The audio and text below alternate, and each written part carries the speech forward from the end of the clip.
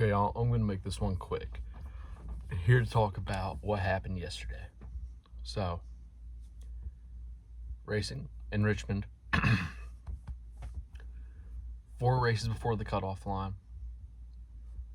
4 open spots in the playoffs. That's laying it down. I'm not going to talk about what happened throughout the race. It was a good race. Using the option tires, they worked good. It was a good quality race. Until the final bit. Until the caution with a few to go, making sure that most of the races this year, if not, I feel like all of them have. Maybe there have been like 1 or 2 that have not gone into overtime. But I think all the races have gone into overtime. Maybe not Daytona. I think every other place, yeah. Anyways, 4 races before the cutoff line, a magical wreck right at the start-finish line with Austin Dillon leading. I don't know. It's something that happens on these races where there's someone clearly in the lead. There hasn't been a caution in forever. Then all of a sudden, 2 laps to go, 3 laps to go, another person spins, another person wrecks, making sure we get another caution. Or in this case, the first caution for cause. Anyways, Logano gets ahead of Austin Dillon on the restart, pulls ahead, takes a white flag, and then going into 3 and 4, Austin Dillon pulls up and wrecks Logano from 4 car lengths back. That's just ridiculous. I'm not a fan of Logano. I'm not a fan of Hamlin, even though I have a Hamlin hat. I'm not a fan of Dillon. I'm a fan of the sport, Blaney fan, but even then, I hate Logano, so not a Penske fan, but whatever. It's the fact that this is going to happen and he isn't going to be penalized. And everyone's like, oh, they do this. People get mad when they do this too. Just because another driver could do this doesn't mean it's excusable. No one should be doing it. And everyone in the comments saying like, that's how the 3 is supposed to be driven. Now he's the real driver of the 3. Just because someone 30 years ago drove the car like that. I understand it's not quite 30 years, but it makes my point sound better. Just because someone 30 years ago drove the car like that to where they would put someone in the wall doesn't mean that in today's sport, yes, it is, the cars are safer and everything, but that does not mean that anyone should be thrown into the wall, put into the wall, hit into the wall just so someone could get into the playoffs. He's still going to finish 16th. The thing is, they should bring back the top 30 rule.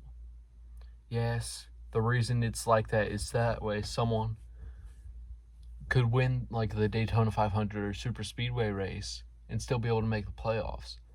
But if I'm able to just get out there and win like this, I mean, you could start and park every week. Truly. You could just go out, put all the money on the line at one track, and then start and park the rest of the season. Now top 16 in points, guaranteed. Assuming there's not 16 other winners. It's just ridiculous. And he was up there on pace. I understand you need to make the playoffs. But now he's going to get signed to another year or 2.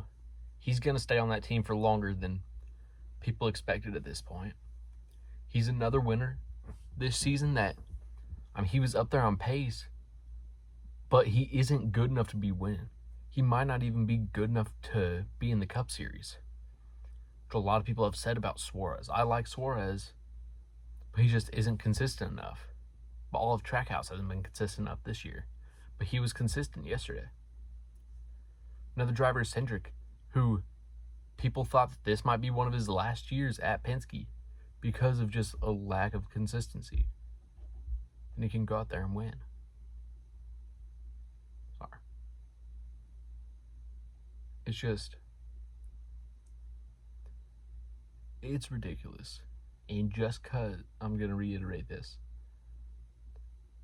just because someone else used to do it in a completely different day and age of racing doesn't mean it's okay today. It was a completely different car back then. That is 4 generations ago, I think, of the car. 3 generations ago. No safety features. You didn't even have to wear a full helmet back then. Or have on, I forget the name. The Hans, was it? I think. It was a completely different day and age. And just because someone did something back then doesn't mean it's good to do now. Same thing with every single sport. Time advances. The athletes need to move with time. Okay, now that I've said the same thing 3 times in a row,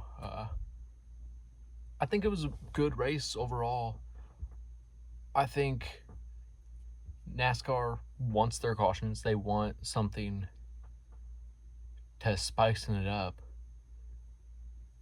Part of my issue with stage racing is it's a survival game. It's just, I need to make it to this next milestone.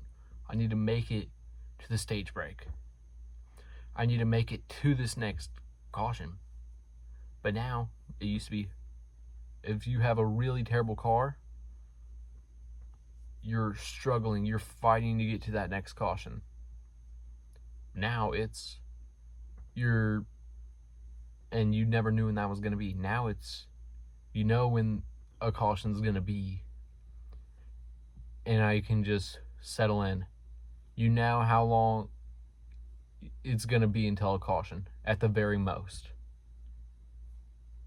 What, 40 laps? I don't know. Say it's 40 laps. I can survive 40 laps out there. It's going to be a struggle. It's going to be a pain, but I can survive 40 laps instead of maybe 140 with no stages.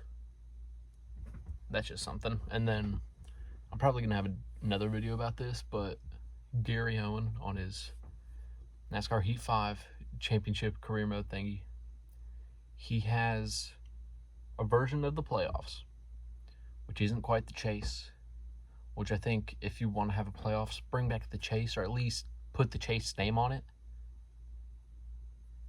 because it gives you an identity. But it's to where it's a 12-round playoff. Yes, that's less regular season races, but I think it's better this way. To where the championship 4 round is a round. It isn't just a single race. To where anyone can go out there. Oh, I just thought of another point. I'll get to that in a second. But it's 3 races. You have 3 races to make up a championship. Someone can go out there and win the first 2 and basically clinch a championship. But now you have 3 championship deciding races. 3 important races. Or another thought that I've thought of, at least, which kind of sucks, to eliminate the other drivers. Make it just the drivers in the actual championship. I understand, or fighting for the cup. Now my only thing is, the racing will not be entertaining. It's going to look like a practice session with 3 cars out there, 4 cars out there, I should say. What if one blows a tire, or like last year, Seabell went around? Now you have 3 cars out there fighting for a championship. It's not entertaining. But it also isn't entertaining if I'm Austin Cindric and I see Chase Elliott coming up to try and steal the win from, or steal a championship, or put a threat on Ryan Blaney. I can just wreck him. I can get rid of Chase. I can make sure he cannot fight for that championship. I understand that's the case in all motorsports, but it's different in this. It's different. There isn't all the points. It just comes down to whoever's in front on this last race. You get it.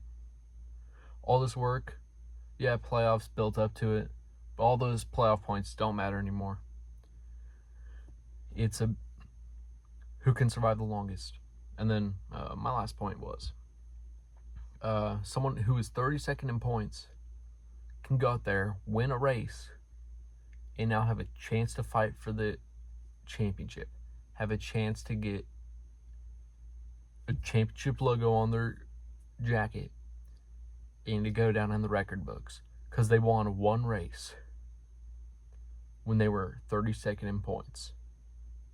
That's why it needs to change, because that's just ridiculous. I think bring back the chase format, skip Gary Owens' version of the playoffs, just go straight to the chase. Or go, if you want to have something original, use the chase. Okay, I went way over. I plan on this being like a 2-minute video. Sorry. So, yeah, peace.